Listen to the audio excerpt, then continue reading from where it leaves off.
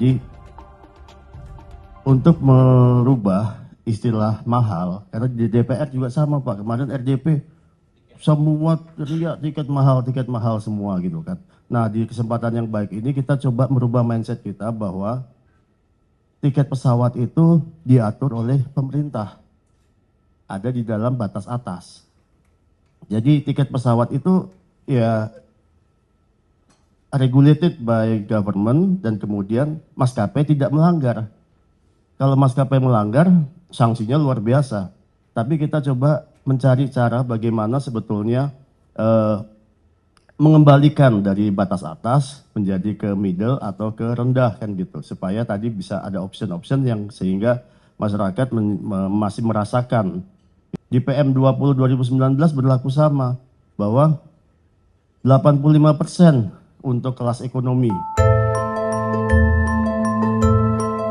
Mahalnya harga tiket pesawat hingga kini masih saja dikeluhkan oleh masyarakat. Padahal di sisi lain moda transportasi udara semakin diandalkan untuk mobilisasi antar wilayah.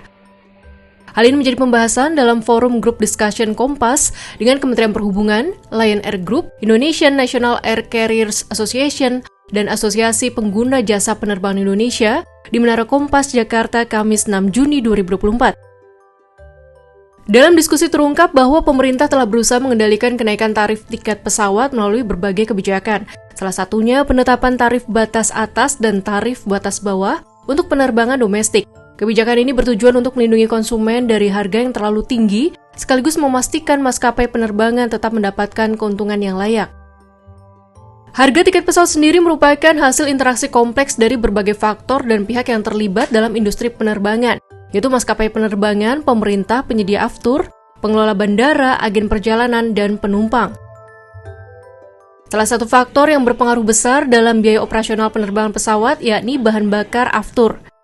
Biaya aftur berkisar 35 hingga 40% dari biaya operasional keseluruhan. Selain itu, perbedaan harga aftur di setiap bandara juga berpengaruh dalam operasional maskapai. Hal itu karena belum ada regulasi aftur satu harga. Banyak orang yang masih belum paham bahwa harga minyak pesawat di seluruh Indonesia itu berbeda-beda.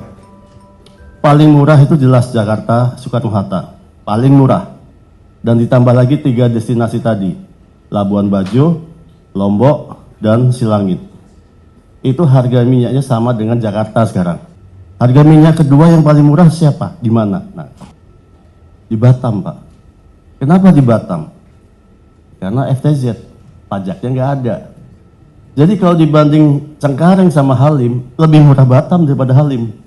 Saya nggak minta lah harga satu harga, tapi paling nggak ada orang, ada kementerian lembaga yang bisa merubah ini sehingga paling tidak harga mahal tadi itu sudah tidak menggunakan terminologi mahal. Tapi bagaimana kita sama-sama menekan angka ini tadi gitu kan Pak. Perbedaan harga aftur di setiap bandara adalah hasil dari kombinasi berbagai faktor seperti biaya distribusi, volume permintaan, fasilitas penyimpanan, kebijakan pajak, efisiensi operasional, dan tingkat persaingan penyedia aftur. Perbedaan ini secara langsung memengaruhi tarif tiket pesawat, yang pada akhirnya menentukan pilihan perjalanan penumpang. Meski masalah mahalnya tiket pesawat masih membelit, sebenarnya potensi penumpang pesawat di Indonesia terbilang sangat besar. Terlebih sejauh ini baru 10% masyarakat Indonesia dapat mengakses transportasi udara. Situasi yang sangat jauh tertinggal dibandingkan sejumlah negara di Eropa yang tingkat aksesibilitasnya mencapai 40%. Ketika memilih airline, pertimbangan nomor satunya apa? Harga tiket. Ketepatan waktu, kedisiplinan jadwal itu sedikit di bawahnya. Jadi maunya cepat, tapi dalam memilih airline itu harga tiket. Kita lihat ya, yang bahkan standar pelayanan, fasilitas, kemudian rekam jejak keselamatan itu hanya 3,7%. Jadi kita bisa pahami di media sosial itu sering riuh, wah gini gitu, komplain ini itu. Tapi ya tetap beli yang murah.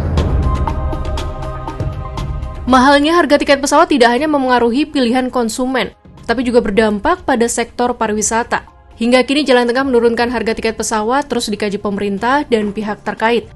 Harapannya makin banyak masyarakat yang bisa mengakses transportasi udara dengan harga yang lebih terjangkau dan aman.